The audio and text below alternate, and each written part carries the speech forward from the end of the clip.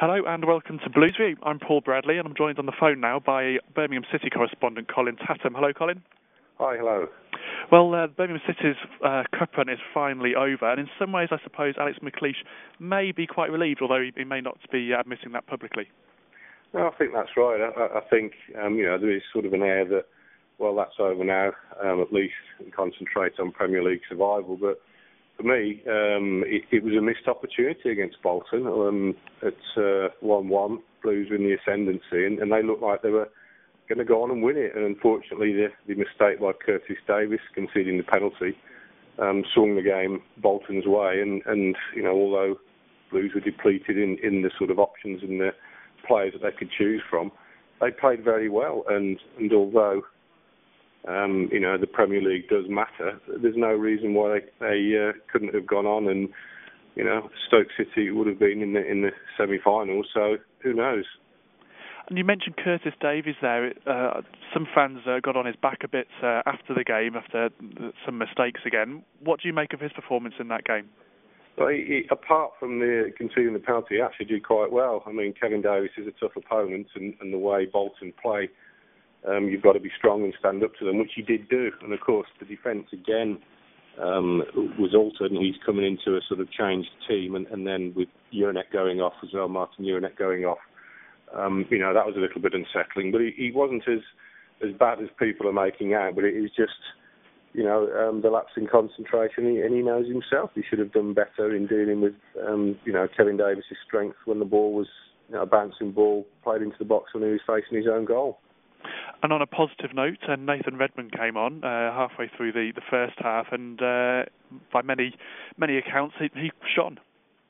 Yeah, I mean, for the kid who's 6 days after his 17th birthday, it was a pretty inspiring and uplifting performance. When he got the ball, he excited the crowd and he wasn't afraid to take people on. But it wasn't only that. I mean, that's his great asset, his dribbling and his ability to beat a man. But his game appreciation, his passing was very good. He saw a pass and he played Cameron Jerome through on one occasion and also glanced the ball onto Kevin Phillips' equaliser. And he's a very level-headed lad, and definitely, for me, in all my years of watching him, there's definitely got a player on their hands there in Nathan Redmond. Well, after the game, we caught up with local lad Nathan Redmond, and here's what he had to say.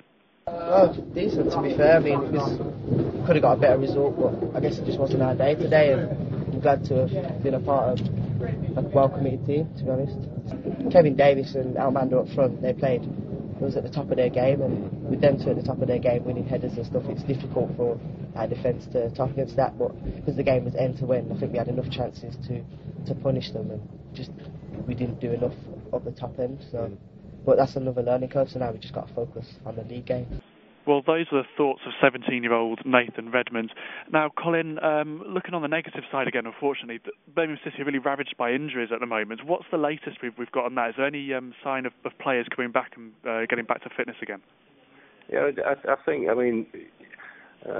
Nicola Zigic failed a fitness test on the morning of the Bolton game, and Obafemi Martins wasn't available, but I expect that they will be okay. And similarly, Stephen Carr and Roger Johnson and Lee Bowyer were sort of taken out of the firing line a little bit because they needed the rest, or the respite, as Alex McLeish called it. I mean, Blues are without 12 players plus others in terms of their selection. But I think the ones that came off during the game, Barry Ferguson and Martin Jurnek, should also be all right. So I think it will definitely be eased by the end of this week and going on further into the weeks to come, which will be good news because it reached the crisis point, really. They were down to the bare bones. Although that said, the players who came in were all very capable, and they put on a really gallant performance. And their attitude and spirit, if everybody can harness that for the remainder of the season, then Birmingham won't be relegated. That they should be okay. Okay, Colin. Well, thanks for that today, and thank you for tuning in. We'll be back again next week with more Blues View.